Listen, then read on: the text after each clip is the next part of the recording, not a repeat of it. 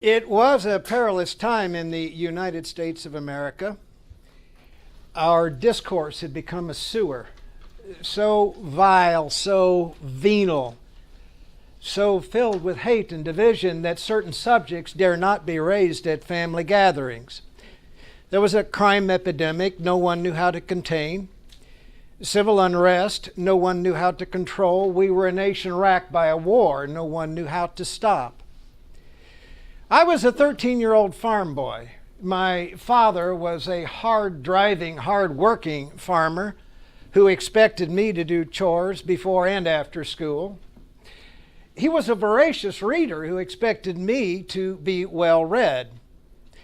He was an ex-military intelligence officer who just loved to interrogate me about current events at the family dinner table. And I won't say that Dad was impatient, but man, was he easily agitated when I did not know the answer. For these reasons, in 1968, I was probably the best read 13-year-old farm boy in all of Blackford County, Indiana. Because I was well read, I knew the names and complete biography of everybody running for president in 1968, including a certain New York senator named Robert Francis Kennedy. On April 4th, I was getting ready to do my chores and glanced at the papers on the kitchen table and noticed that Kennedy was in Indiana campaigning that day. So I decided to finish my chores early so I could see him on the evening news. Except when I turned on the news, he wasn't there. Instead, I saw cities all over America on fire, burning and looting and rioting. And then came President Johnson, pleading for calm and demanding law and order.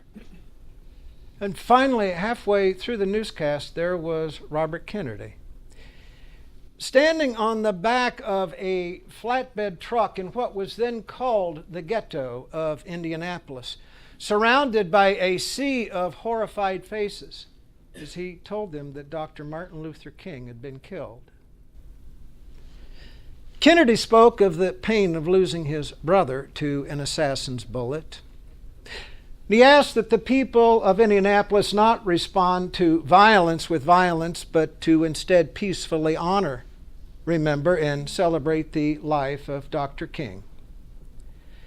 He spoke for less than 5 minutes, ending his speech by reciting the words of Aeschylus. Even in our sleep, pain which cannot forget falls drop by drop upon the heart, until in our own despair, against our will, comes wisdom through the awful grace of God. When he finished, thousands of people quietly joined hands and went to their homes and churches to pray. There was no violence in Indianapolis that night, the only major city in America where there was none. To this day, it remains a city largely free of racial conflict. Today, Indianapolis is also a thriving city. It has a football stadium, a basketball arena, a baseball stadium, a world-class natatorium, restaurants open around the clock, and a small monument commemorating the night that Senator Kennedy sought to heal suffering by summoning the better angels of the human spirit. I have a very personal connection to that moment.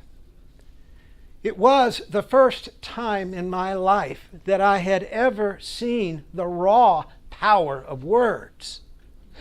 Words that forever changed the destiny of an entire city.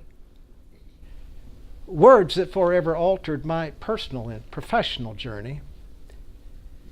It didn't take me long to realize I would never be content to live the life of a farmer.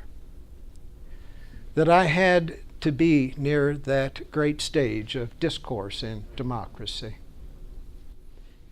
Words are the most powerful drug humankind has ever known. The internet is the most powerful weapon ever invented. You do not need to run for president. You do not need to be a U.S. Senator to make a difference.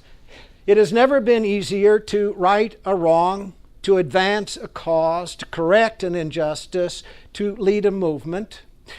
It has never been easier to be a shining example of leadership in a world starving for leadership. There has never been a greater need for that than there is right now. There has never been a better time to do it. There is no group better suited to do it than those of us in this room.